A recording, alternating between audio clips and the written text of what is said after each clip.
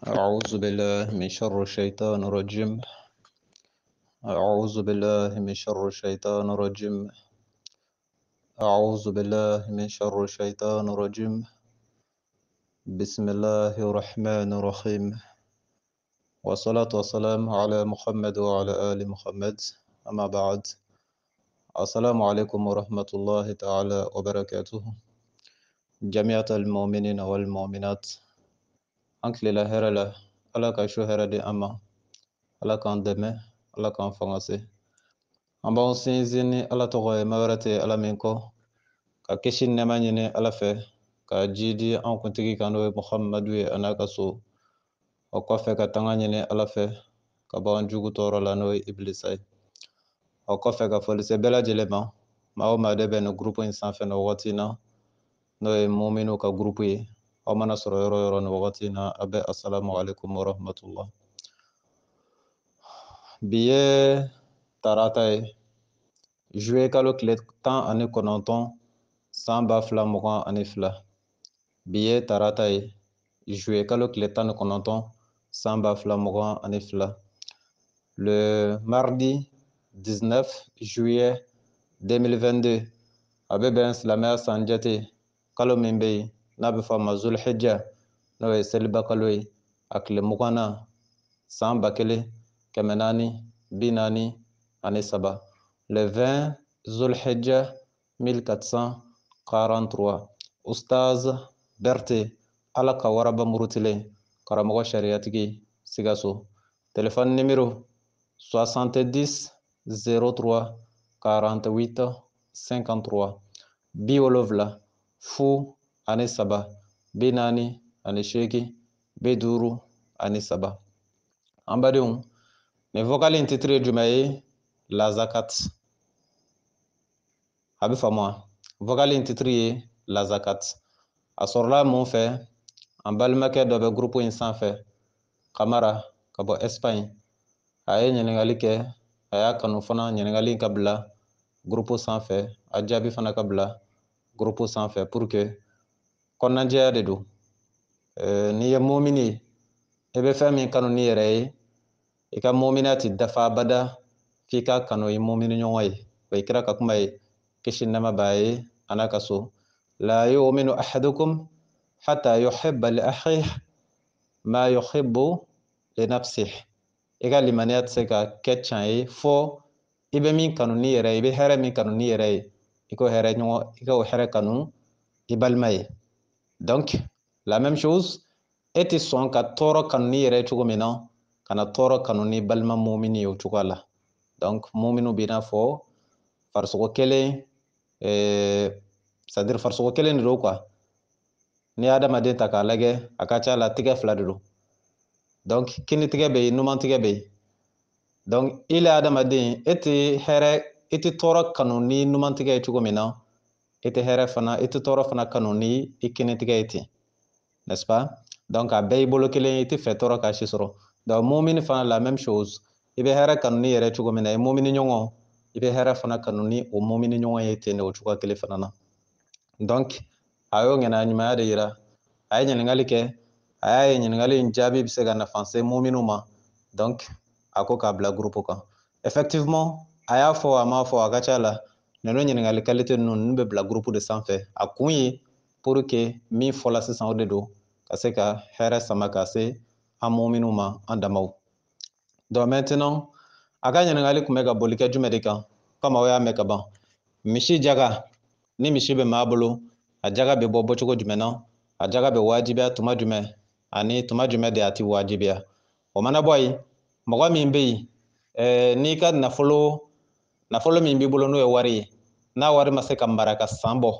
yala i sen bɛ jagabɔ la wa? Walima i sen tɛ jagabɔ la? A ka ɲininkali tun bɛ ka tali kɛ o 2 de kan, n'est-ce pas? Yɔrɔ 2 de don. Yɔrɔ fɔlɔ-fɔlɔ, misi jaga bɛ bɔ cogo di? Misi kan ka se hakɛ joli de ma? N'a sela o hakɛ ma, jumɛn de bɛ bɔ a la, jumɛn de bɛ bɔ a la, jumɛn de bɛ to yen? Ensuite, mɔgɔ min bɛ yen, n'i tɛ wari mara ka bɔ san dɔ la ka taa san dɔ la, o kɔrɔ e bɛ wari sɔrɔ kalo o kalo, i n'a fɔ kalo sarata la par exemple. Kalo o kalo i bɛ 20,000 ta, walima kalo o kalo i bɛ 40,000 ta. Mais e bɛ 40,000 min ta nin kalo in na, kalo wɛrɛ b'a sɔrɔ nin kalo in 40,000 banna. n'est-ce pas? Kalo wɛrɛ 40,000 n'i y'o ta kalo min bɛ gan o kan o b'a sɔrɔ o fana wari banna. Donc ce qui veut dire que kalo kalo e kɔni bɛ wari sɔrɔ mais san bɛ taa yɛlɛma tuma o tuma o bɛ taa sɔrɔ tu n'as que 0 franc parce que i bɛ min sɔrɔ i b'o de dun. I bɛ min sɔrɔ nin kalo in na i b'o dun yanni kalo wɛrɛ bɛ se. Donc i bɛ taa sɔrɔ san kɔnɔ e kɔni bɛ wari sɔrɔ mais san tɛ yɛlɛma i ka wari foyi kan. I b'a sɔrɔ cogo min a bɛ dun ten. I b'a sɔrɔ cogo min a bɛ dun ten. O fana bɛ n'a fɔ journée kɛla mɔgɔ min bɛ sara journée la n'est-ce pas? Don o don i bɛ taa sɔrɔ a bɛ sara 700 n'a sarala 700 a b'o dun n'est-ce pas? N'a ye sini fana 700 sɔrɔ o fana bɛ dun. Donc san bɛ taa yɛlɛma san kɔnɔ a ye wari kɔni sɔrɔ mais san ma yɛlɛma a ka wari kan. Ko yala o tigi ka jaga ko o bɛ jaga bɔ wa walima o tɛ jaga bɔ di n'est-ce pas? D'accord. An bɛna an da don walawalalu de la. Thème min de don c'est un thème assez ça demande de détails comme groupe fana bilakun y'o de ye ka se ka walawalali kɛ fɛn min bɛ se ka mɔgɔ kunna siri ka mɔgɔ hakili sɛgɛn. Ustaz Berete bɛ yan groupe in bɛ yan o de kama ka se ka diinɛ nɔgɔya bɛɛ bolo i k'a dɔn i kan ka min kɛ. An b'a daminɛ yɔrɔ min na comme aw b'a dɔn déjà silamɛya jɔsen ye sen 5 de. Silamɛya jɔsen 5 les 5 piliers de l'islam, le 3e est la zakat. Il faut le reconnaître dès maintenant. Silamɛya jɔsen 5 a sabanan o ye jaga bɔ di n'est-ce pas? Thème bɛna boli o jaga de kan. O jaga in silamɛya jɔsen dɔ de don a tɛ se ka bɔ silamɛya la abada n'est-ce pas? Depuis a wajibɛla silamɛya la don min na fo ka taa bila diɲɛ bɛna wuli sa o tɛ se ka bɔ silamɛya la n'est-ce pas? O ye silamɛya jɔsen dɔ de ye. An b'o dalilu sɔrɔ kuranɛ kɔnɔ an b'o dalilu sɔrɔ hadisa la mais karamɔgɔ dɔ b'an bolo Mali la yan Sherif Usman Madani Hayidara a ka kuma dɔ sen fɛ a y'a yira k'a fɔ seli tɛ silamɛya la sun tɛ silamɛya la jaga tɛ silamɛya la ko wa hiji tɛ silamɛya la. Hakili la o balawu kumaw an'o diinɛ tiɲɛkanw o mɛnna ale da alors que a fɔla ale ma k'ale de ye diinɛ ɲɛmɔgɔ ye a fɔla ale ma k'ale de ye silamɛw ɲɛmaa ye mais n bɛ ka kɔrikɔri dɔrɔn pour que comme n bɛ ka na dalilu bɔ kuranɛ kɔnɔ k'a yira aw la aw k'a dɔn k'a sɔrɔ aw yɛrɛw b'a dɔn déjà n'a sɔrɔla a ka nin kuma ninnu ni sababa don ni sababa tɛ dalilu min y'a bila k'a fɔ ale dama de bɛ se k'o dalilu justifier ala fɛ lahara mais il faut reconnaître que sɛbɛkan tɛ cankan tɛ a ma surunya ka kɛ cankan yɛrɛ n'est-ce pas? Kira ye silamɛya jɔsen fɔ anw ye kisi ni nɛɛma bɛ kira n'a ka so n'est-ce pas? A ko silamɛya jɔn bɛ sen 5 kan an jɔn bɛ sen min kan sisan o de jaga ye o de ye sen 3nan ye n'est-ce pas? Sen fɔlɔfɔlɔ o ye jumɛn ye o bɛ tali kɛ limaniya kan el iman n'est-ce pas? N'i y'a mɛn a fɔla kalimatu shahada limaniya de bɛ yen i y'o faamu o ye sen fɔlɔfɔlɔ ye. Sen 2nan o ye as-salah o ye seli ye n'est-ce pas? Sen 3nan o ye zakat o ye jaga ye la zakat n'est-ce pas? Sen 4nan o ye le jeûne siyam sawm o ye sunkalo ye n'est-ce pas? A 5nan na laban al-hajj o ye hiji de n'est-ce pas? Le pèlerinage. Donc nin de ye silamɛya jɔsen 5 ye. Donc nin kɛrɛnkɛrɛn la nin dalilu bɛɛ bɛ kuranɛ kɔnɔ a tɛ se ka sɔsɔ mais ni nin bɛɛ kɔfɛ aw bɛ taa ye maa min ko k'ale ye diinɛ ɲɛmɔgɔ ye a bɛ t'i sigi diɲɛ bɛɛ ɲɛna seli tɛ silamɛya la sun tɛ silamɛya la jaga tɛ silamɛya la hiji t'a la aw n'a dɔn ni ala ko don walima ni fɛn min ko don aw yɛrɛ bɛ se k'o faamu quoi mais an k'ale to yen an k'an ka diinɛ kɛ an k'a to yen sababu min y'a bila k'a fɔ lahara ala bɛ taa kɛ ten mais n'an bɛ se lahara an b'a walawala aw ye yan aw k'a dɔn ko can tɛ k'a sɔrɔ aw yɛrɛ b'a dɔn hakili la hali n'i ma kalan hali n'i tɛ kuranɛ dɔn i b'a dɔn a bɛ kan ka nin min fɔ nin ye nkalon ye n'est-ce pas? An badenw an kana n'an ka wagati tiɲɛ nin kuma ninnu na allons droit au sérieux an ka taa sɛbɛ fɛ an ka nin to yen quoi a y'a faamu bref an ka taa kuranɛ kɔnɔ sisan chapitre 24 verset 56 kuranɛ sura 24 aya 56 ala ye jaga wajibiya yɔrɔ min na n bɛna dɔ d'i ma n m'a fɔ a bɛɛ dɛ jaga wajibiyala kuranɛ kɔnɔ yɔrɔ min na a ka ca yɛrɛ de koyi i bɛ caya min dɔn n'est-ce pas? Jaga ka wajibiya kuranɛ kɔnɔ a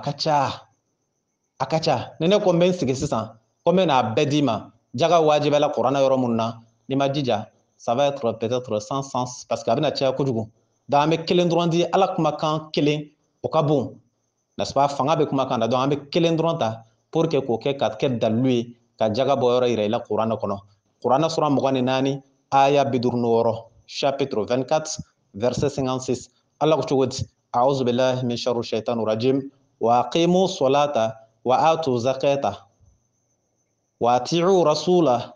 la'allakum turhamun. Ne Qur'an sura 24 aya 56. Allah ko cogodi. La traduction en français. A'udhu billahi min sharri shaitanir rajim. Sourate 24 verset 56. Et accomplissez la salat et acquittez la zakat. Accomplissez la salat et acquittez la zakat. Et obéissez au messager afin que vous ayez la miséricorde. Je répète la traduction. Sourate 24, verset 56. A'udhu billahi min sharri shaitanir rajim. Et accomplissez la salat, c'est-à-dire la prière, et acquittez la zakat. Et obéissez au messager afin que vous ayez la miséricorde. Sourate 24, verset 56. Ni ɲɔgɔnna caman ba de bɛ kuranɛ kɔnɔ. Mais n bɛna traduction kɛ yani n bɛna n'a walawalali ye. Traduction en anglais. Chapter number 24, verset number 56. Okay? Chapter number 24, verset number 56. A'udhu billahi min sharri shaitanir rajim. And perform the prayer and pay the zakat and obey to the messenger so that you may have mercy. I repeat. And perform the prayer and pay the zakat and obey to the messenger so that you may have mercy. Chapter number 24, verset number 56. Surat 24, verset 56. An badenw, Ala ko yan, muminun, a ye seli jɔ, aw limaniya jɔnw, a ye seli jɔ. Seli jɔ in kɔfɛ, a ye jaka bɔ dɛ, a ye jaka bɔ. Jaka ye wajibi ye aw muminun kan, a ka jaka bɔ. Compulsory, obligatoire, aw ka jaka bɔ. Nin ye Ala kumakan de ye kuranɛ kɔnɔ. N'est-ce pas? N'an ko an bɛ wagati tiɲɛ, c'est-à-dire que ni ne y'a ka kuma daminɛ parfois ça m'énerve quoi. Sheriff Ousmane Madane Haidara, ni ne y'a tɔgɔ la kuma daminɛ parfois tellement ça m'énerve. Aw bɛ se ka nin ye cogo di noir sur blanc dans le Coran. Accomplissez la salat et acquittez la zakat. A ye seli jɔ aw ka jaga bɔ. Ni maa wɛrɛ bɛ n'i sɔrɔ diɲɛ kɔnɔ min b'i sigi, seli tɛ silamɛya la, sun tɛ silamɛya la, nin ye Ala de kumakan ye kuranɛ kɔnɔ. A ye seli jɔ, a ye jaga bɔ. O tumana kuranɛ in nin bɛ ka kuma ni jumɛn de tɔgɔ ye? Bolisɔn diinɛ wa? Ou bien sɛtanɛ diinɛ? Ou bien kuranɛ tɛ silamɛya ta de? An badenw,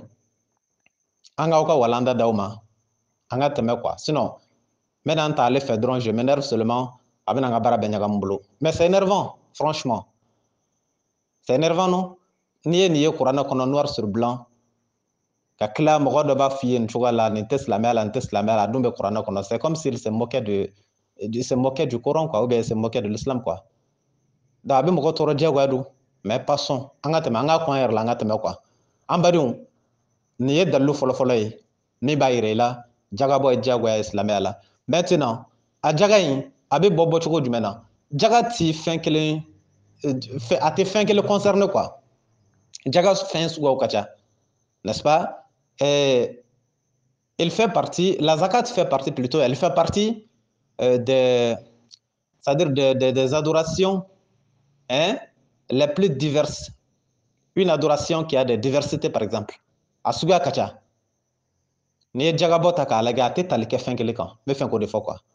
A bɛ tali kɛ jɔn ka nafolo caman de kan. Yɔrɔ damadamani dɔrɔn de bɛ yen, jaga tɛ tali kɛ fɛn minnu kan. Jɔn ka nafolo yɔrɔ damadamani dɔrɔn de bɛ yen. I kunna nafolo yɔrɔ damadamani de bɛ yen, a tɛ tali kɛ fɛn minnu kan. N'est-ce pas? Olu fɛnw bɛ yen. A dɔ bɛ i n'a fɔ so par exemple. Ni so b'i bolo, jaga t'a la. So sen tɛ jaga la quoi. N'est-ce pas? Ensuite, i ka jɔnw par exemple, n'est-ce pas? Ainsi de suite, olu fɛn modèle dɔw bɛ yen, olu tɛ tali kɛ, jaga tɛ tali kɛ olu kan. Mais n'a ɲɛ bɔla o fɛn damadɔw la, fɛn tɔ minnu bɛ yen minnu ma jate exception fɛ, o bɛɛ bɛ jate jaga fɛ, n'est-ce pas? I n'a fɔ an balimakɛ ye ɲininkali kɛ sisan, a ye ɲininkali kɛ misiw de ka jaga la, n'est-ce pas? Ɲininkali min kɛla misiw ka jaga la, et puis ni ma ɲina wala ka ɲininkali bɛ tali kɛ fɛn saba kan fɛn sabanan o ye par exemple ɲɔ fana jaga bɔcogo a da sela o fana ma an bɛ fɛ ka min fana walawala donc an bɛna daminɛ yɔrɔ min na comme a da sela ɲɔ ta ma a da sela misiw ta ma a da fana sela wari ta ma donc an b'a ta kelen kelen kelen kelen aw bɛ se ka faamu sɔrɔ la cogo min na an b'a daminɛ jumɛn na an b'a daminɛ ɲɔ ta la n'est-ce pas sɛnɛfɛnw ani yiridenw par exemple n'est-ce pas sɛnɛfɛnw ka jaga ani yiridenw ka jaga an bɛ taa kuranɛ kɔnɔ ala ye min fɔ kiiti la k'o fɔ fɔlɔ ka sɔrɔ ka na n'a bɔcogo ye n'i taara kuranɛ kɔnɔ surat 6 verset 141 kuranɛ suran 6 aya 441 a bɛ faamu wa kuranɛ suran 4 non c'est pas suran 4 surat 6 quoi suran 6 aya 441 a bɛ faamu wa chapitre 6 verset 141 bɛɛ y'o yɔrɔ ye wa kuranɛ suran 6 aya 441 ala ko cogo di أعوذ بالله من شر الشيطان الرجيم هو الذي أنشأ جنات معروشات وغير معروشات ونخلة وزرع مختلف أقلح وزيتون ورمان متشابهة وغير متشابه فقولوا من ثمره إذا أثمر وآتوا حقه يوم حصاده ولا تصرفوا إنه لا يحب المسرفين. Traduction en français.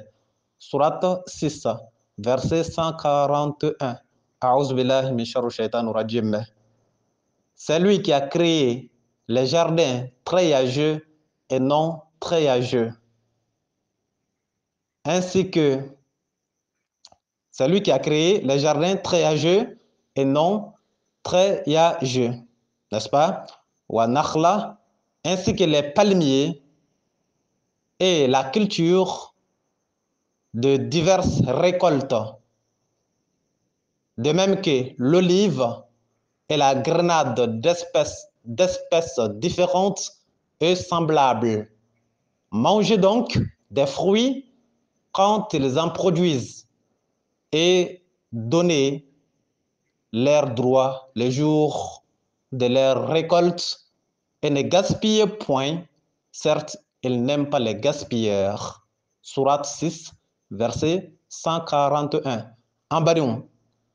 ala ko fɛn minnu bɛ anw bolo yan mangoro yiridenw lemuru namasaw yiriden caman caman ala ko ale de ye ninnu dilan k'o di anw ma les palmiers l'olive ainsi de suite ale de y'a yiriden ninnu di anw ma n'est-ce pas o yiriden ninnu na a suguya ka ca k'a sɔrɔ n'i y'a ta k'a lajɛ ko sanji kelen dɔrɔn de bɛ yiriden ninnu mɔ k'a di anw ma mangoro ni lemuru a kɛcogoya ninnu tɛ kelen ye n'i y'a da nɛn fana kan suguya kelen tɛ hali a den yɛrɛ fɔrɔmu tɛ kelen ye namasa ani papaye n'i y'o lajɛ a suguya yɔrɔw tɛ kelen ye ka taa sɔrɔ ji min bɛ namasa se o ji kelen de bɛ lemuru se o ji kelen de bɛ mangoro se o ji kelen de bɛ jibarani se o ji kelen de bɛ a tɔgɔ de zaban se ainsi de suite est ce que an ka faamu ale y'o bɛɛ arrosé ni ji kelen ye ka taa sɔrɔ n'i y'o da i nɛ kan a guw tɛ kelen ye vekun ani fɛn wɛrɛw ala kɔni bɛɛ ye yiridenw de ye yiriden minnu ni a gu ni gu tɛ kelen ye dɔ gu ni gu tɛ kelen ye o de la ko d'espèces différentes et semblables n'i y'o ye i b'a fɔ k'o ye kelen ye ka taa sɔrɔ n'i y'o den nɛ kan kelen tɛ a bɛ faamu wa d'accord o b'o cogoya la sɛnɛfɛnw fana a bɛ ɲɔ minnu di an ma sɔ ani kaba ani a tɔgɔ de tigɛnuguru ani tigɛ ainsi de suite woso pomme de terre n'i ye nin fɛn o fɛn ta k'a lajɛ i bɛ taa sɔrɔ a dɔw ni dɔw bɔlen don mais suguya kelenw tɛ donc par conséquent ala k'o b'ale ka masaya yira wa fana ale b'o kɛli min kɛ an ka dunni kɛ ka bɔ yiriden ninnu na an ka dunni kɛ ka bɔ sɛnɛfɛn ninnu na n'est-ce pas wa atu haqqahu yawma hisadih a'udhu billahi min sharri shaitanir rajim wa fana n'i y'i ka ɲɔ bɔ don min na n'i y'i ka ɲɔ tigɛ don min na ala ko i k'a jaga b'o don n'i y'a tigɛ don min na i ka ɲɔ hakɛ mana dɔn nin hakɛ in de don k'i k'a jaga bɔ an bɛna se hakɛ ma ɲɔ bɛ se hakɛ jumɛn de la pour que a jaga bɛ bɔ an bɛna se o niveau la mais nin bɛ mun yira a bɛ an balimakɛ ka kuma sɔn ji la Kamara a y'o de fɔ k'a fɔ olu kun b'a kɛ cogo min na ni ɲɔ kun tigɛla bɛɛ ɲɔ jaga kun bɛ bɔ effectivement o cogoya de don i ka yiriden n'i y'a bɔ n'i y'a hakɛ dɔn k'a bɔ par exemple n'a fɔla ko n'a bɔla don min na i k'a jaga di a bɛ se ka taa sɔrɔ foro dɔ b'i bolo sisan foro in a ma se ka tigɛ ka ban tile kelen est ce que i bɛ k'an faamu o kɔrɔ a hectare hakɛ ka ca bon n'a fɔla i ye dɔ bɔ bi sini i labɛn bɛɛ bɛ ka taa dɔ wɛrɛ bɔ bon a tɛ tali kɛ k'i ye min bɔ bi k'i k'o jaga bɔ bi jagoya a tɛ tali kɛ o kan a bɛ se ka faamu ka taa jumɛn fɛ comme déjà i y'a bɔ bi tile banna aw y'a jɔ sini aw bɛ ka taa o foro kelen nɔfɛ mais c'est que sûr a bɛna ban don dɔw mais tilew de caya la aw ma se k'a ban tile kelen donc o tile in yan yɔrɔ in na ni min y'a faamu k'a kɛ fɔ i k'a bɛɛ de fara ɲɔgɔn kan a bɛ se k'o fana faamu hakili bɛ don a fɛ quoi parce que aw taara ɲɔtigɛ la bi a ma ban aw nana so ɲɔ yɛrɛ yɛrɛkɛ n bɛ foro la yen a dɔw ma se ka taa yɛrɛ mais e b'o jaga bɔ cogo di ka sɔrɔ a ma encaissé donc sini aw bɛ taa tigɛ bilen a ti ban yɛrɛ sinikɛnɛ aw bɛ taa tigɛ donc don min na n'a banna a bɛ se ka jate o de fɛ k'a fɔ ko a tigɛla ka ban bi de donc o de bɛ se ka kɛ i n'a fɔ a tigɛ don parce que o b'a sɔrɔ déjà a bɛɛ tigɛla hakɛ dɔnna min kan ka bɔ k'o kɛ jaga ye o dɔnna donc ça ne veut pas dire ici forcément que i ye min tigɛ don min na don yɛrɛ yɛrɛ k'i k'a bɔ o don yɛrɛ yɛrɛ nin tɛ se k'o yira quoi n'est-ce pas hakili bɛ don min fɛ o t'o ye hakili bɛ don min fɛ o ye jumɛn ye n'i y'a tigɛ n'a hakɛ dɔnna par exemple hali n'a ye semaine kelen de ta a bɛ ka tigɛ donc semaine don laban min n'a bɛ ban hakili bɛ don min fɛ o de ye a tigɛla ka bɔ o don de donc a bɛ jate i n'a fɔ a banna o don de mais n'i kɔnna ka to ka jaga bɔ a la ka sɔrɔ hakɛ ma dɔn a dɔ la mesure bɛ se ka ɲagami i bolo parce que jaga fana tɛ bɔ kunfɛ fɔ fɛn min bɛ ka bɔ fo a hakɛ de ka dɔn donc n'a hakɛ dɔnna ni jaga bɛ wajibiya kan ni jaga tɛ wajibiya kan donc a bɛ sɔrɔ ka dɔn o tuma de mais n'a ma ban tigɛla a dɔ la o tɛ se ka dɔn donc a fɔ kun y'o de ye a bɛ faamu wa donc n'ala ko wa atu haqqahu yawma hasadih k'i y'a bɔ don min na et donner les droits les jours de la récolte voilà donc les jours de la récolte l'explication de ça e k'o de d'i ma i bɛ se ka faamu cogo min na mais ni mɔgɔ min ta bɛɛ tigɛla ka ban tile kelen fana a banna o bɛ dan o tile kelen dɔrɔn ma parce que a bɛɛ tigɛla ka ban tile kelen mais ni e min ta y'i kɛɲɛ parce que a ka ca fo ka se tile 5 tile 6 tile 7 n'i ko i bɛ makɔnɔni kɛ n'a bɛɛ tigɛla k'a ban ka sɔrɔ ka hakɛ dɔn baasi foyi t'i kan nin jate la a bɛ faamu wa mais ni min ta banna don min na a bɛ wajibi kan i ka bɔ o don fana n'est-ce pas ala k'o b'o cogoya la an ka jaga bɔ an ka sɛnɛfɛnw na an ka jaga bɔ an ka yiridenw na Sherif Usman Madan Haidara i tulo bɛ nin na wa n'i y'a mɛn ka ɲɛ an b'i deli ala kama an ka diinɛ to an ye quoi franchement ala yɛrɛ de kama koyi an b'i deli mais ala de ye a bɛ ka expliquer an kan ka jaga bɔ an ka sɛnɛfɛnw na cogo min an kan ka jaga bɔ an ka yiridenw na cogo min na mais tellement i sɔn bɛ i yɛrɛ ye ani jama min b'i nɔfɛ ani n'i ye min fɔ foyi t'a la e bɛna i sigi mali bɛɛ ko jaga tɛ silamɛya la n'est-ce pas comme thème bɛ jaga de kan n bɛ k'a kɔrɔkɔrɔden aw ka se k'a dɔn fɛn ye min ye quoi mais o bɛɛ n'a ta a bɛ nin fɔ a ka maaw cɛ la o bɛ tigɛrɛ fɔ o bɛ yɛlɛ aw bɛ kan ka faamu wa an badenw ala ko n'a kɛla o kɛcogo la nin ye jaga bɛ bɔ sɛnɛfɛn na cogo min maintenant an bɛna se niveau min na o de ye jaga a kan ka hakɛ jumɛn de sɔrɔ sɛnɛfɛn in parce que an balimakɛ y'a fɔ olu tun b'a bɔ yen ten mais est ce que a bɛ wajibiya o ka ɲɔ kan wa walima a ti wajibiya o ka ɲɔ kan ou bien ɲɔ yɛrɛ kan ka hakɛ jumɛn de sɔrɔ pour que a ka se ka jaga bɔ a fɔ de ma ko khamsatu awsuq laysa fima duna khamsati awsuq zakat e bɛ kan ka faamu wa fɛn min bɛ yen n'a tɛ wosugu 5 bɔ wosugu ɲɛ 5 an bɛna n'a bɛɛ walawalalen dɔɔni wosugu ɲɛ 5 o ye kira ka jate ye kisi nama b'a ye n'i ye kaba tigɛ walima n'i ye malo tigɛ walima n'i ye saɲɔ tigɛ par exemple ou bien n'i ye tigɛ bɔ n'a ma se wosugu 5 hakɛ ma donc ko jaga tɛ wajibiya a kan maintenant wosugu 5 yɛrɛ jate ye jumɛn ye wosugu 5 jate almudu mul'ul yadayn mutawassitatayn wa su'u 4 amdad wal wusku 60 su'a o jate bɛ dɔn ni min ye o ye par exemple an bɛ segin kɔfɛ dɔɔni parce que wusku de ye i n'a fɔ mesure ba par exemple an bɛ segin ka na mesure den na parce que ni n ko n b'a fɔ n kunfɛ ten a dɔ la a bɛ ɲɔgɔn jɛ donc an bɛna daminɛ depuis mesure fitinin na yan o ye mudu de mudu o ye tɛgɛ 2 fa ɲɛ kelen mul'ul yadayn mutawassitatayn n'i ye tɛgɛ 2 fa ɲɛ kelen o ye mudu ye a b'a jate faamu wa o ye mudu ye Bon, maintenant, tiga fila fa ɲɛ naani o ye sɔɔcu de wa sɔɔcu arba'atu amdad. Mudu naani o bɛ sɔɔcu kelen de ma. Donc tiga fila fa ɲɛ kelen o dun ye mudu ye. Donc tiga fila fa ɲɛ naani o de bɛ sɔɔcu ma. Donc wusku kelen wali wusku situna sɔɔca. Wusku kelen bɛ bɛn sɔɔcu ɲɛ 60 de ma. Alors que sɔɔcu de bɛ bɛn tiga fila fa ɲɛ naani o ye sɔɔcu ye. A bɛ kan ka faamu. Je sais que a bɛ se ka mɔgɔ caman ɲagam, a mɔgɔ caman hakili sɛgɛn, mais an b'a bɔ mudu ni wusku ni sɔɔcu ni a tɔgɔ de musku, a mudu ani sɔɔcu ani wusku an b'a bɔ o la an bɛ na ni kilo jate ye, n'est-ce pas? Ni tigɛ fila fa ɲɛ kelen o bɛ bɛn kilo joli ma?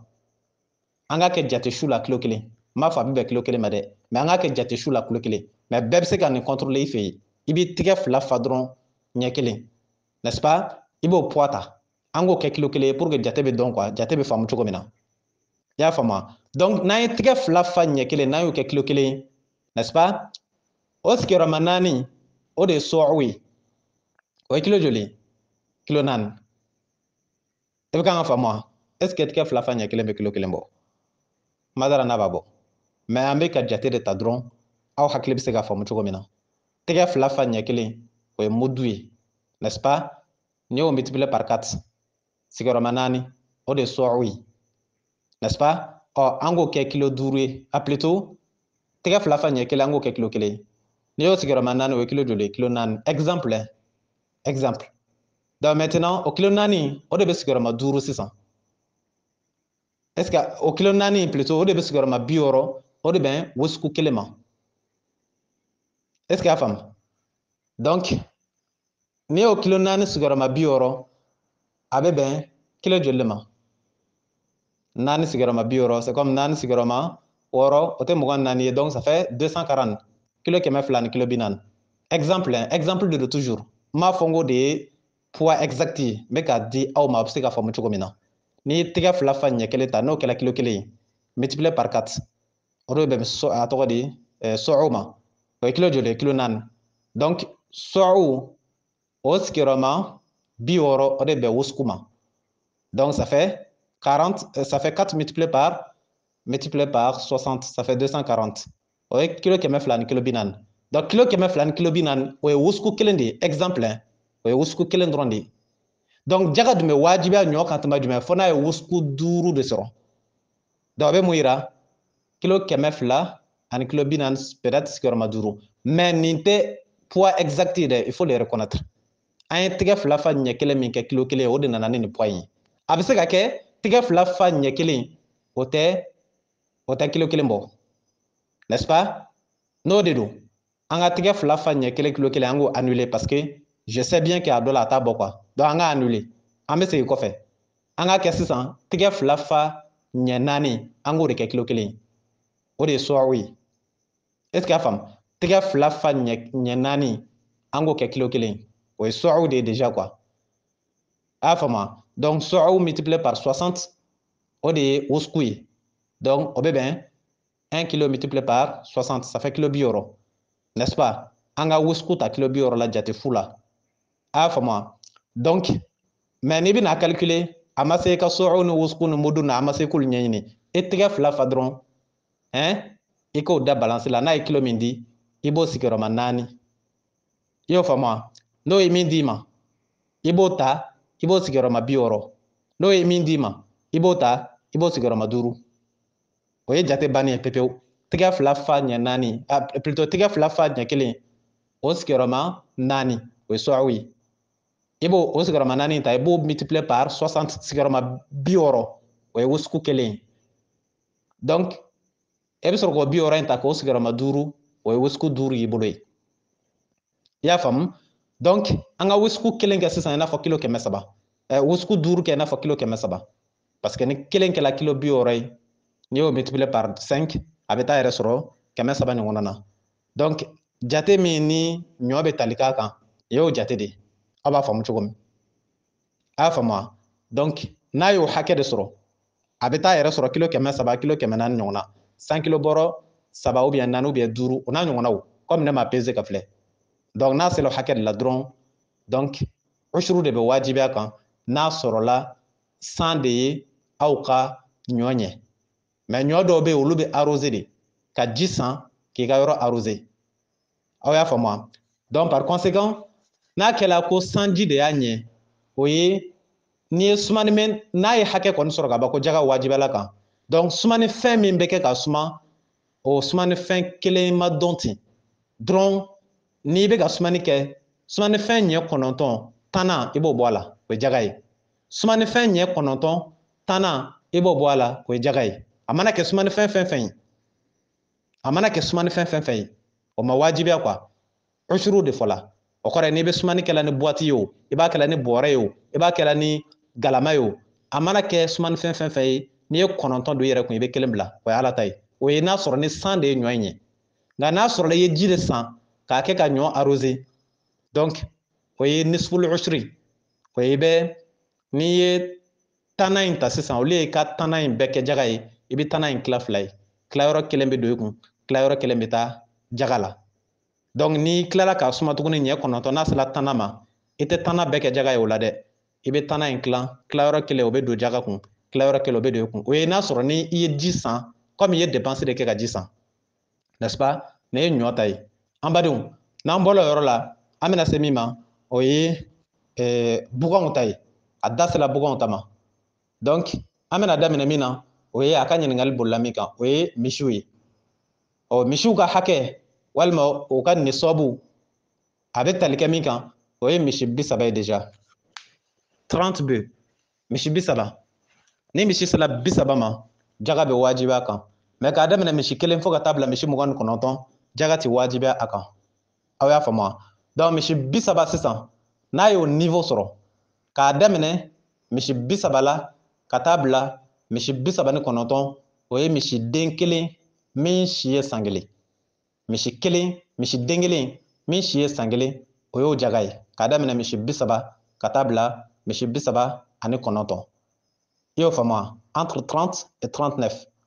2 un veau d'un an misiden min ye san kelen o y'o jaga ye k'a daminɛ misi 30 ka taa bila misi 39 n'est-ce pas k'a daminɛ sisan misi 40 ka taa bila misi 40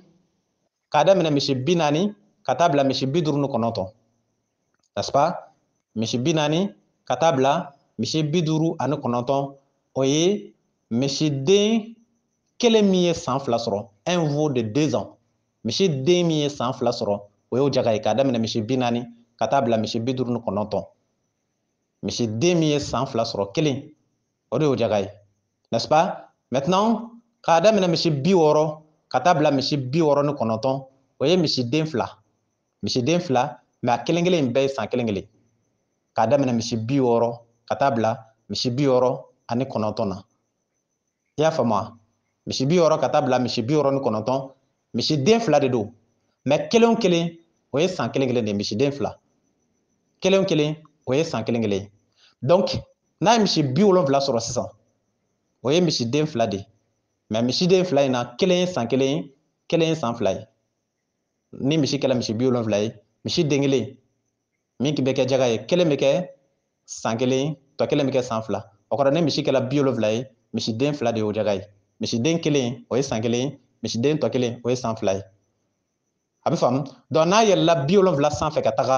i bɛ jate ta 33 walima 44 n'i ye jate ta 33 misiden min ye san kelen i b'o kɛ misi 30 o misi 30 misiden min ye san kelen misi 30 o misi 30 misiden kelen min ye san kelen walima n'i bɛ fɛ ka jate ta 44 kan misiden 40 o 40 misiden kelen min ye san fila ye misiden 40 o 40 misiden kelen min ye san fila ye donc n'i ye jate ta 33 kan o ye misiden min ye san kelen mais n'i ye jate ta misi 40 kan misiden kelen min ye san fila fila ye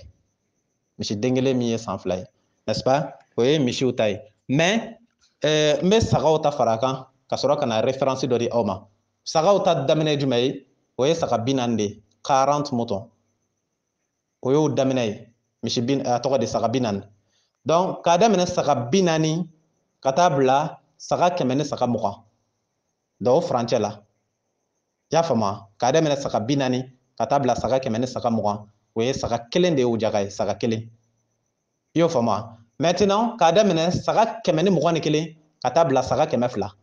o ye saga 2 de ye o jaga ye saga 2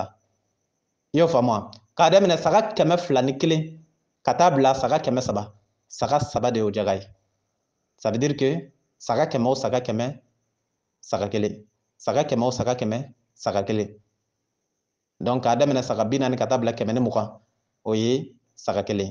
k'a daminɛ 121 ka taa bila 200 o ye saga 2 ye k'a daminɛ 201 ka taa bila 300 o ye saga 3 ye k'a daminɛ 301 ka taa bila 400 o ye saga 4 ye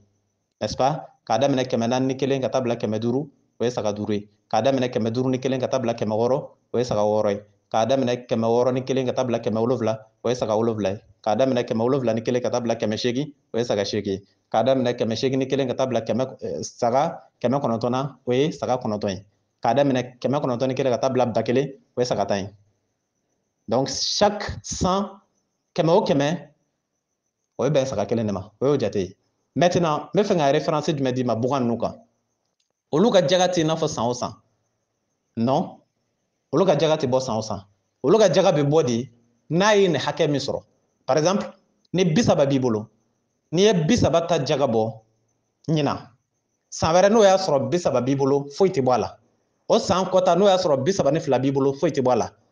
n'est-ce pas espace min ye 30 ka taa bila 39 misi t'a la dɛ misi t'a la donc n'i y'o bɔ ka ban f'a ka yɛlɛ o nombre de sanfɛ i bɛ sɔrɔ ka dɔ wɛrɛ bɔ a la par exemple k'a daminɛ 30 ka taa bila 39 n'i ye misi den kelen bɔ o jaga la ka ban o y'o ban de n'i ka misiw tola 39 furancɛ la fo ka taa hali diɲɛ wuli sa jaga t'i kan bilen misi ninnu kan parce que a ye niveau min sɔrɔ i y'o jaga bɔ a la ka ban mais k'a fɔ ni san yɛlɛmana k'i b'a misi jaga bɔ o tɛ jate ye min ye jate ye o de ye n'a ye nombre min sɔrɔ par exemple ni saga 40 b'i bolo ka ta saga 40 ka taa bila saga 120 i bɛ kan ka faamu wa donc min ye jaga ye o cɛla o de ye saga kelen ye n'est-ce pas o ye saga kelen ye donc saga ninnu bɛ to o bɛ to ka bugu sisan n'o bugula ka taa niveau dɔ wɛrɛ sɔrɔ jaga bɛ bɔ a la plus a bɛ yɛlɛ plus jaga bɛ bɔ a la ka taa plus a bɛ yɛlɛ plus jaga bɛ bɔ a la ka taga fɛ a bɛ kan ka faamu wa o ni ɲɔ ta tɛ kelen dɔɔnin ɲɔ ta ye dɔrɔn n'a a tigɛla don min na e bɛ kan ka faamu donc o ye référence dɔ ye par exemple ɲina i bɛna faamu sisan sisan ni misi 30 b'i bolo sisan ɲina i y'a dɔn jaga bɛ wajibiya kan ɔ sisan n'i ye misi kelen bɔ a la dun a tɔ ye joli ye 29 donc san wɛrɛ sisan n'o y'a sɔrɔ o misi 29 b'i bolo e b'a kɛ cogo di déjà que c'est logique parce que san yɛlɛmana c'est vrai mais a ye niveau min sɔrɔ n'o ye 30 i y'o jaga bɔ ka ban et puis a bɛ 29 yɛrɛ la a ma se jaga yɛrɛ ma déjà donc bugan ninnu ta a bɛ jate niveau de fɛ n'a ye hakɛ dɔ de sɔrɔ nombre donc nombre bɛɛ n'a ka jaga de bɛ yen n'a ye nombre min sɔrɔ direct o jaga bɛ bɔ a la a bɛ to yen a bɛ bugu n'a ye buguna ka niveau wɛrɛ sɔrɔ a bɛ to yen a jaga bɛ bɔ a la n'a y'o niveau sɔrɔ niveau bɛɛ n'a ka jaga de don a y'a faamu n'a sera niveau min ma o jaga bɛ bɔ a la n'a sera niveau wɛrɛ min ma o jaga bɛ bɔ a la donc maintenant an bɛna se wari ta de ma ou bien sanu n'a ɲɔgɔnna a ka ɲininkali fana bolila o kan ɲininkali in bolila a ko mɔgɔ minnu bɛ yen ni o bɛ wari sɔrɔ kalo kalo mais wari in a bɛ sɔrɔli min kɛ kalo kalo o tigiw tɛ jaga bɔ a la parce que a fɔlɔ ye ko fo ni wari sera ni wari ye san yɛlɛma de ko jaga bɛ sɔrɔ ka wajibiya kan ko yala olu ta bɛ kɛ cogo di donc an bɛna situation régulière di fɔlɔ n'an tilal'o la an bɛ sɔrɔ ka se irrégulière ma irrégulière ye jumɛn ye o de ye k'a dɔn jaga bɛ wajibiya wari yɛrɛ kan hakɛ joli jaga bɛ wajibiya wari kan 200 dirham 200 dirham 1 dirham est égal à 60 francs 200 dirham est égal à combien 1 dirham n ye dirham min ta o ye Maroc dirham de parce que ne ye yen kɛ n bɛ yen de jate dɔn n'est-ce pas Maroc dirham na 1 dirham est égal à 60 francs CFA donc wari bɛ wajibiya jaga bɛ wajibiya wari kan tuma jumɛn o ye 200 dirham n'est-ce pas 200 dirham o kan ka bɛn CFA joli de ma 1 dirham est égal à 60 francs CFA 200 dirham est égal à combien de francs CFA est égal à 12 000 francs CFA o bɛ bɛn 2000 ani 400 ɲɔgɔnna de ma donc 12 000 francs CFA o de wari fɛngɛ bɛ wajibiya jaga bɛ wajibiya wari min nombre daminɛ kan a y'a faamu le niveau quoi a bɛ faamu 12 000 francs CFA 12 000 ye joli ye o ye 2,400 de n'est-ce pas parce que n ye date ta min kan o ye 200 dirham o de niveau ye niveau de commencement par exemple n'est-ce pas donc au 200 dirham n'i k'i b'a converti ka na n'a ye en francs CFA ça fait 12 000 francs CFA 2,400 n ye dirham min ta o ye Maroc ta de a bɛ se ka changer dirham position fɛ n'est-ce pas d'accord 2,400 sisan o de ye nisɔbu ye n ye jate ta min kan 2,400 o bɛ mun yira i la o kɔrɔ de ye ni wari ye san yɛlɛma i bolo 2,400 n'a ye san yɛlɛma i bolo n'est-ce pas i ye min sɔrɔ ni k'a dun o kote dɛ min ye san yɛlɛma i bolo min jate b'a daminɛ 2,400 na donc n'o de ye san yɛlɛma i bolo jaga bɛ wajibiya o de kan n'a cayala n'o ye a fana bɛ calculer en pourcentage a bɛ faamu wa n'a cayala n'o ye a bɛ calculer en pourcentage o kɔrɔ ye jumɛn ye o kɔrɔ ye le pourcentage fait 2,50% ce qui fait 5 sur 200 donc 2,50% o de ye wari nisɔbu ye wari daminɛ o bɛ mun yira o b'a yira ni montant min b'i bolo sisan n'a cayala ni 2,400 ye n'a ye san yɛlɛma donc i b'o montant in ta i b'o wari hakɛ in ta i b'a sigiyɔrɔma 2 a n'a buruburu 5 ka sɔrɔ k'a tilan 100 ni ɲɔgɔn cɛ donc n'o ye jaabi min d'i ma o kɔrɔ b'a yira i kan k'o de jaga bɔ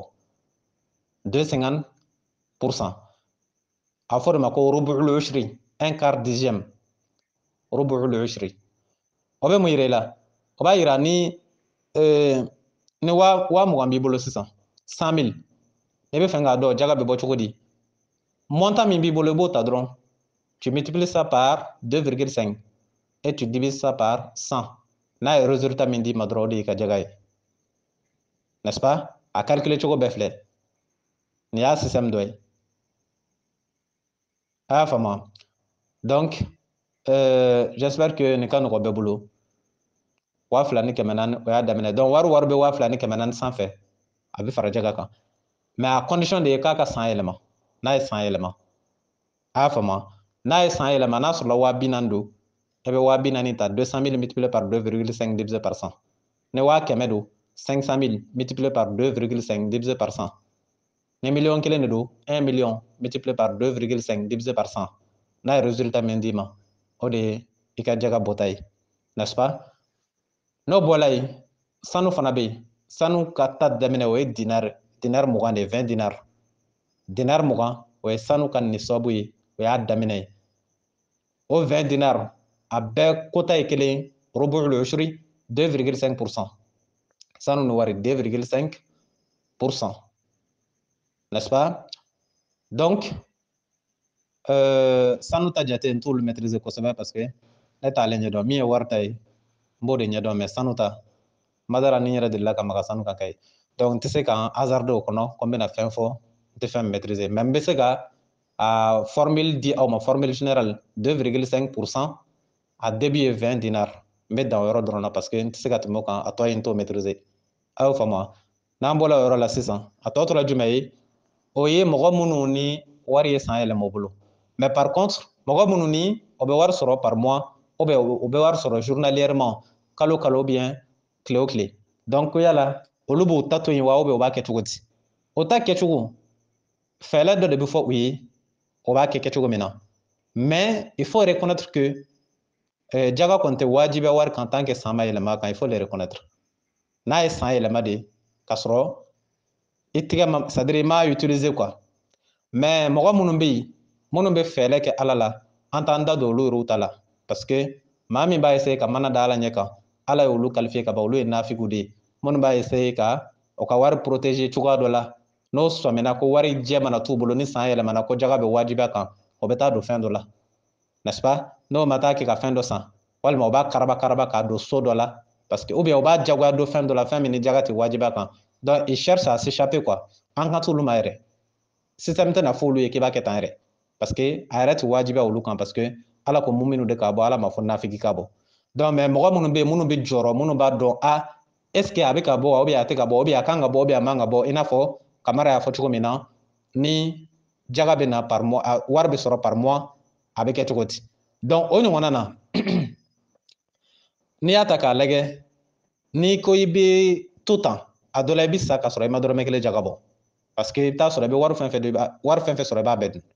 donc pour éviter ça i yɛrɛ bɛ se ka décision ta i ni Ala cɛla la parce que fɛn dɔ bɛ yen a tɛ wajiba i kan mais i yɛrɛ b'a kɛ pour que ka se ka i yɛrɛ hakili sigi o ye jumɛn ye jaga a tɛ wajibiya wari kan tant que san ma yɛlɛma i y'o faamu wa mais i yɛrɛ de bɛ se k'a fɔ Ala san yɛlɛma o san yɛlɛma silamɛya san bɛ yɛlɛma tuma jumɛn sɔɔni a bɛna yɛlɛma an bɛ 12e mois de la Zulhijja le mois du Hajj par exemple Zulhijja o ye 12e mois de l'an islamique donc ni o bɔlen dɔrɔn Muharram de bɛ jɔ Muharram de ye silamɛya san kalo fɔlɔ ye Muharram o Muharram tile 10 o de ye Ashura ye donc o de bɛ bɛn silamɛya san yɛlɛma ma i y'o faamu wa Ashura o ye silamɛya san yɛlɛma ye le 10 Muharram donc kalo wɛrɛ tile 10 o de bɛ bɛn o ma Muharram ne nin sala donc e de bɛ se ka décision ta k'a fɔ Ala san o san Ashura n'o y'a sɔrɔ wari hakɛ min bɛ ne bolo a kɛla n ye wari in sɔrɔ ni nin y'a kalo 2 ye o walima n ye wari in sɔrɔ nin y'a kalo 3 ye o n b'a ŋɛnɛya ta k'a wari in jaga bɔ n'a nana sɔrɔ wari hakɛ min bɛ ne kun o ye i tilacogonin dɔ ye sinon n'a danna ko kalo kalo i b'a sɔrɔ i b'a dun kalo kalo i b'a sɔrɔ i b'a dun n'i ma jija e bɛ taa lahara ka sɔrɔ i ma jaga bɔ dɛ et ça c'est évident o bɛ kɛnɛ kan quoi donc solution min bɛ yen min bɛ se k'i fara jagabɔlaw kan i yɛrɛ ka ŋɛnɛya la ani yɛrɛ ka volonté la hali n'a tɛ wajiba i kan n'est-ce pas o ye nin solution de ye i bɛ jateminɛ kɛ dɔrɔn ni san yɛlɛmana dɔrɔn ka wari min sɔrɔ i bolo i bɛ se k'o jaga bɔ o ye par volonté k'a yira Ala la hali ni n ma se ka dɔ mara ka san ban sa mais san kɔni banna ka pitinin min sɔrɔ n bolo je suppose que san yɛlɛmana o kan et par conséquent n b'o jaga bɔ i Ala ye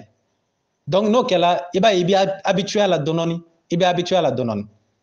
n'est-ce pas et puis san yɛlɛma in fana a fana kuma ka ca mɔgɔ min y'a ka wari mara sisan ni san yɛlɛmana ani mɔgɔ min ko n bɛ silamɛya san yɛlɛma yɛrɛ yɛrɛ kɔnɔ kelenw tɛ n'i k'i bɛ san yɛlɛma yɛrɛ yɛrɛ kɔnɔ silamɛya la o jate dɔlen don ka ban o ye Ashura tile a tɔgɔ de Muharram tile 10 ye o ye Ashura ye mais mɔgɔ min y'a ka wari mara sisan kalo 2 dɔrɔn san yɛlɛmana donc o fana ta ni ta tɛ kelen parce que n'i y'a mɛn bɛɛ ka san yɛlɛma tɛ kelen wariko la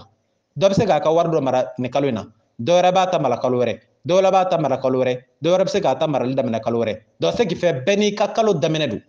donc e de bɛ jate kɛ sisan i y'a mara nin kalo in na san wɛrɛ ni o kalo in sela o b'a yira san yɛlɛmana e ka wari kan e ni silamɛya ka san yɛlɛma tɛ kelen ye dɛ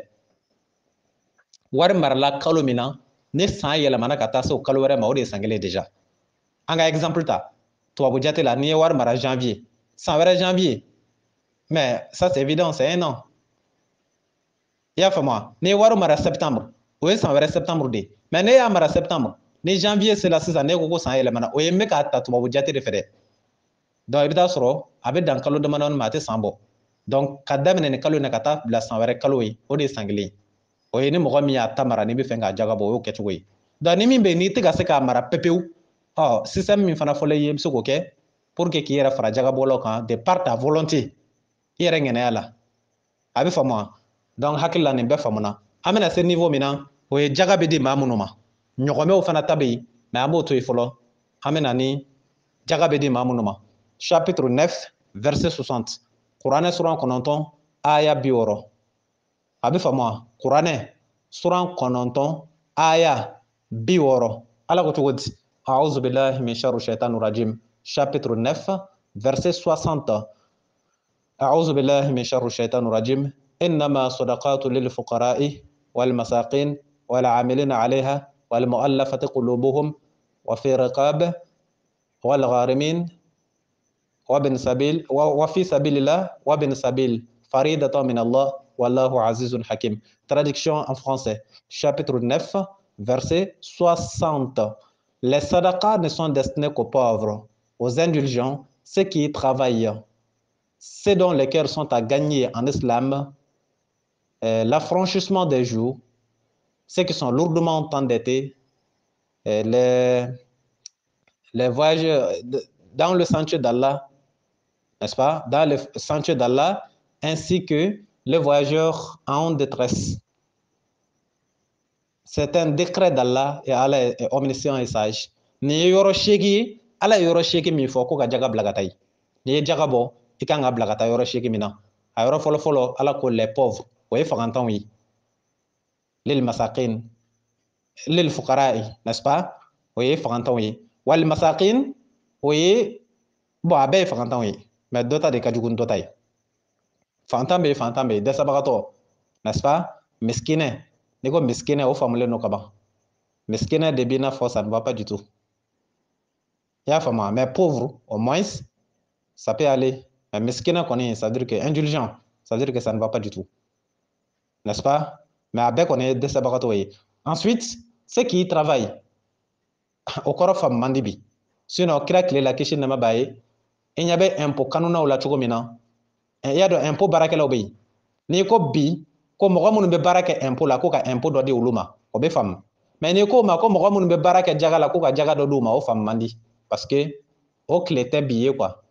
Comme silamaya yela mana ka ke chuga do la. Sinon folo nyebe impôt barakela la chugo mina silamaya fana jaga barakela o kumbete. A mogo de kumbe spécialement mun be jaga gérer mun be ta jaga bine mun be baraka jaga yi akanga dini yorena akanga dini yorena. Ala ko comme o be baraka ni jaga yi comme o buka barabla o b'u ka ci bila k'a kɛ diinɛ ka baara ye donc ko ka jaga de di o yɛrɛw ma parce que mɔgɔ min bɛ diinɛ ka baara la diinɛ fana kan k'i mako to o tigi la parce que ale de b'a ka ci to yen n'est-ce pas a bɛ tɔw bɛ taa sugu la mais ale bɛ diinɛ ka baara la tɔw bɛ taa foro la mais ale bɛ diinɛ ka baara la donc par conséquent diinɛ fana y'a exigé ni tilani bɛ kɛ olu ɲiyɔrɔ fana bɛ don pour que o bɛ se ka o ka denbaya dahirimɛ sɔrɔ cogo min na o bɛ se k'u ka musaka kɛ cogo min na nin y'a dalilu dɔ ye kuranɛ kɔnɔ an badenw diinɛ baarakɛlaw diinɛ de b'i janto o la c'est exigé i tɛ se k'a imaginer ko mɔgɔ 40 bɛ se ka seli alimami kɔfɛ alimami ka dɛsɛ a ka tile nasɔngɔ na c'est pas possible en temps normal o tɛ se ka kɛ quoi est ce que y'a faamu i tɛ se k'a imaginer ko alimami bɛ juma kɛ mɔgɔ 60 mɔgɔ 80 ka tila ka dɛsɛ malobɔrɔ 1 sɔngɔ na c'est pas possible silamɛya y'a prévoir cogo min na dɛ mais comme yan ala y'a ta fɔ mais yan mɔgɔw fana ta a kɛla n'a fɔ bɛɛ ni c'est à dire min ka di min ye o b'o kɛ quoi sinon ni ala ta kɛla nɔgɔya bɛ na an badenw a sabanan o ye mɔgɔ minnu bɛ baara kɛ jaga la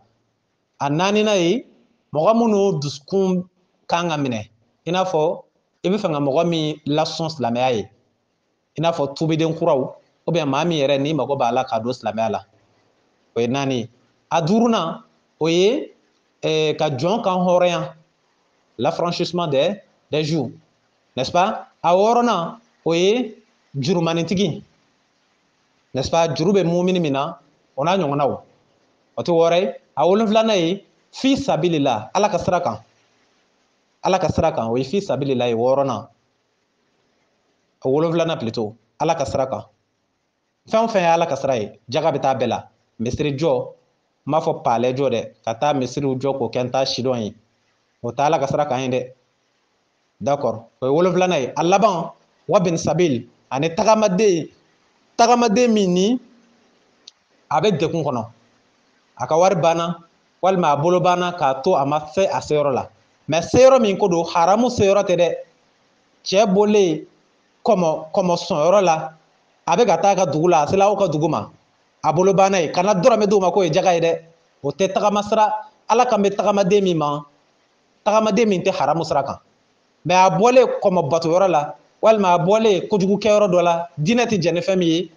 ka na se aw ka dugu la k'i bɛ jaga d'u ma k'o lasa bɔyɔrɔ la n'i y'o kɛ i ye jurumu de kɛ dɛ o tɛ jagadi yɔrɔ ye